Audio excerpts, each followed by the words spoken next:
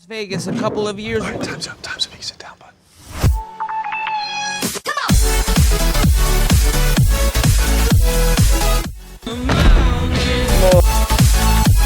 This is a real tattoo! Alan, what did you do to you? He's so strong! Hold on, hey boys!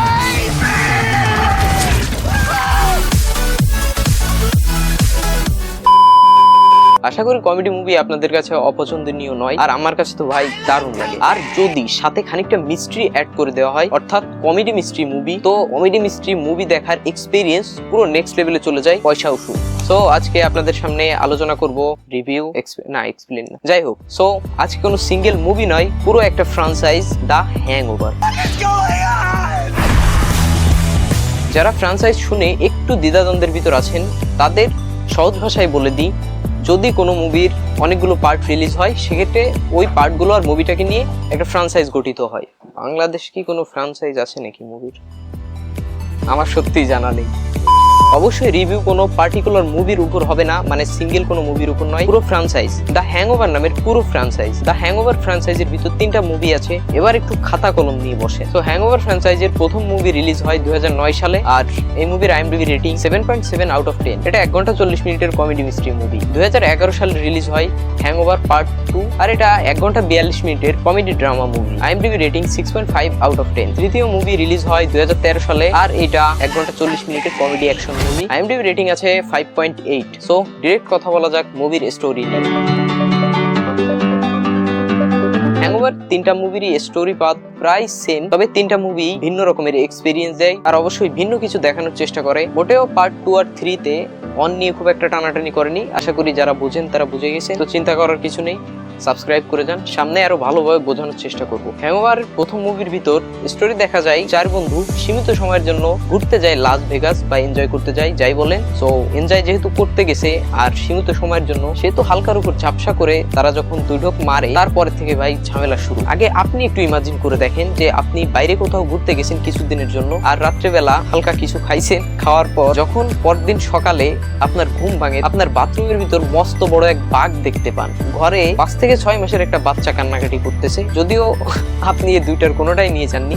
এছাড়াও আরো বহুত রকমের ঝামেলা আপনার জীবনে হচ্ছে না, হ্যাংওভার ফ্র্যাঞ্চাইজে পার্ট 1 এর ভিতর হয়েছে। অবশ্যই হ্যাংওভারের প্রথম মুভির ভিতর এই স্টোরি থাকছে, কিন্তু আরো একটু ঝামেলার সাথে। মানে 4 বন্ধু ঘুরতে গেছে, তার ভিতর এক বন্ধু 2 দিন পর বিয়ে, আর 3 জন তো এনজয় করতে গেছে। তো যার 2 দিন পরে বিয়ে, সে হারাই গেছে একেবারে। সাত সকালে 3 বন্ধু উঠে দেখে সে রুমে নেই, পুরো অফলাইন। বাথরুমে বাঘ দৌড়াদৌড়ি করতেছে, বাইরে বাচ্চা কান্নাকাটি করতেছে, পুরো ঘর একেবারে ছাড়াই ছিটে এলোমেলো হয়ে আছে। হ্যাংওভার পার্ট 2 এর ভিতর কাহিনী দেখানো হয়, 4 বন্ধুর ভিতর একজনের বিয়ে ঠিক হয় থাইল্যান্ডে, অর্থাৎ বউ থাইল্যান্ডের। সো তাকে বিয়ে করতে হবে থাইল্যান্ড গিয়ে। অবশ্যই 4 বন্ধুই থাইল্যান্ডে যায়। থাইল্যান্ডে যাওয়ার পর বিয়ের একদিন আগে রাত্রেবেলা যখন 4 বন্ধু আবার একসাথে দুই ঢোক দেয়, পরের দিন সকালে ঘুম ভাঙে ব্যাংককে। তার থেকে ডেঞ্জারাস বিষয় হচ্ছে সেই শালাই নিখোঁজ। আমি গালি দিচ্ছি না মোটেও, মানে যার সাথে বিয়ে তার ছোট ভাই, সে নিখোঁজ। তাদের সাথে সে আগের দিন রাত্রেবেলা বসে দুটোক দিচ্ছিল। সো শালাকে না খুঁজে নিয়ে গেলে বিয়েই হবে না। So hangover 2 clear. এবার কথা বলা যাক হ্যাংওভার পার্ট 3 নিয়ে। সো হ্যাংওভার পার্ট 3 তে একটু স্টোরিটা হালকা একটু ভিন্ন হয়ে যায়, এভাবে কেউ হারিয়ে টারিয়ে যায় না, তবে ওই একই রকমের বলতে গেলে যে নতুন আর একটা সমস্যায় পড়ে যায়। তো আপনাদের সাথে দ্বিতীয় পার্ট নিয়ে বেশি আলোচনা করব না, আর আমি মনে করি মুভির স্টোরি নিয়ে বেশি টানাটানি করলে আর কি ওটা স্পয়েল হয়ে যায়, মানে আপনাদের মজা পুরোপুরি খারাপ করে দেয়। তো আমি স্টোরি নিয়ে বেশি টানাটানি করবো না, অন্য বিষয়ে কথা বলবো। অবশ্যই হ্যাংওভার পার্ট 3 এর কাহিনীটা একটু মিস্ট্রি না হয় থাক, আপনি দেখে নিন। যদি প্রথম 2 পার্ট ভালো লাগে তো অবশ্যই দেখে নিন। ওকে, স্টোরি শেষ। এবার মুভির নেগেটিভ।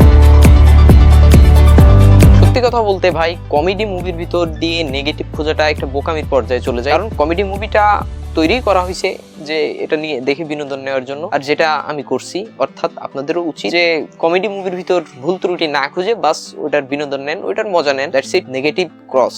এবার কথা বলা যাক মুভির পজিটিভ নিয়ে। ভাই মুভির পজিটিভ নিয়ে যদি কথা বলতে হয়, সেক্ষেত্রে অনেকগুলো পজিটিভই সামনে চলে আসে। তো আমার কাছে যে পজিটিভটা সব থেকে তাগড়া মনে হয়েছে, ওটা হচ্ছে এটা 2009, 11 এবং 13 সালে রিলিজ হওয়া সত্ত্বেও আমি পুরো 3টা পার্ট নিয়ে বলছি। আমি আগেই বলেছি যে ফ্রাঞ্চাইজ নিয়ে আলোচনা করব, সিঙ্গেল মুভি নিয়ে নয়।